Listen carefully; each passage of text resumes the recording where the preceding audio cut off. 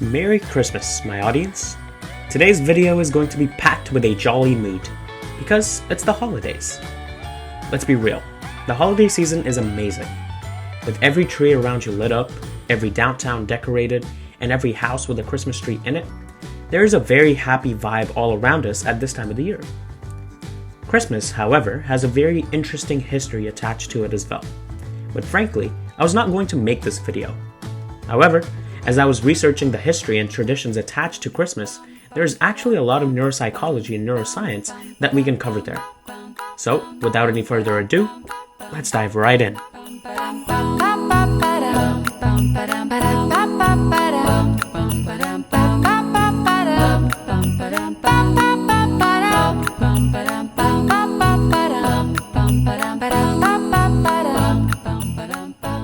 Christmas, as we know it today, wasn't always about Santa Claus, gift-giving, and twinkling lights.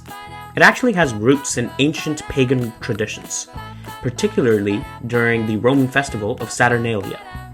Saturnalia was a wild, week-long celebration honoring Saturn, the god of agriculture. People feasted, exchanged gifts, and even reversed social norms. Slaves could temporarily act as masters. This lively festival gave people something to look forward to during the darkest days of the year, sparking traditions that still bring warmth and joy to cold winter months.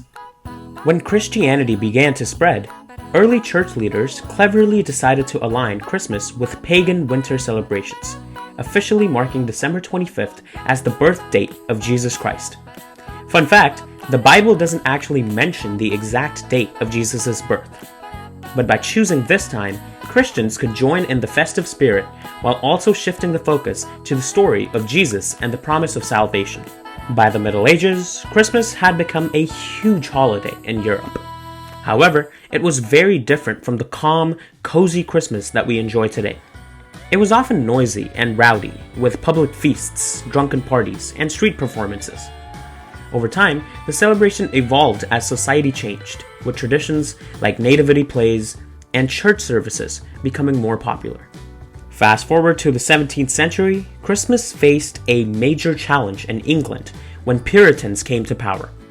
They actually banned Christmas, seeing it as a frivolous, unholy event. Thankfully, the holiday made a comeback after the monarchy was restored. Meanwhile, in the United States, early colonists didn't really celebrate Christmas much, because Puritan influence was strong there too.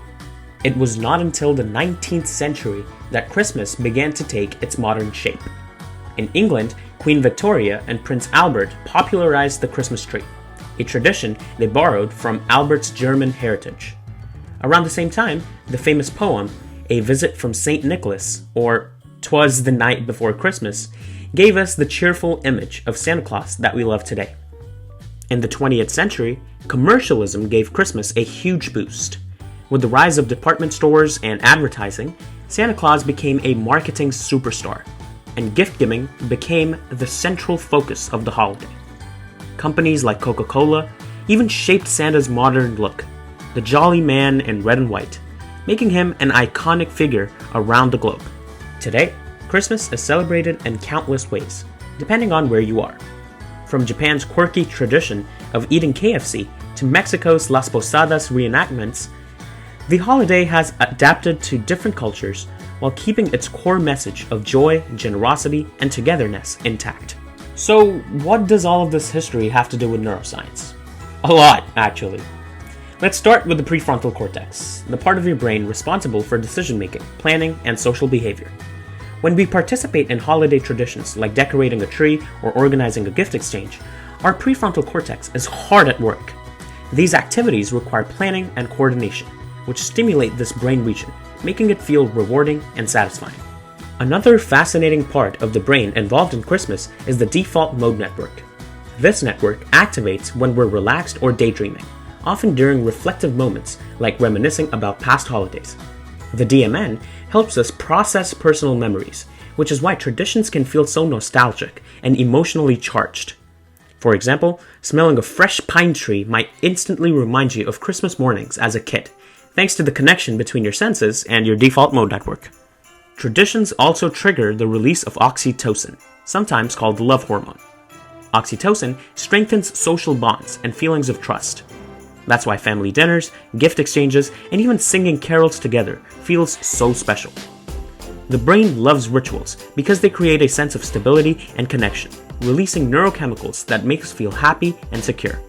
But it's not just rituals that light up our brains.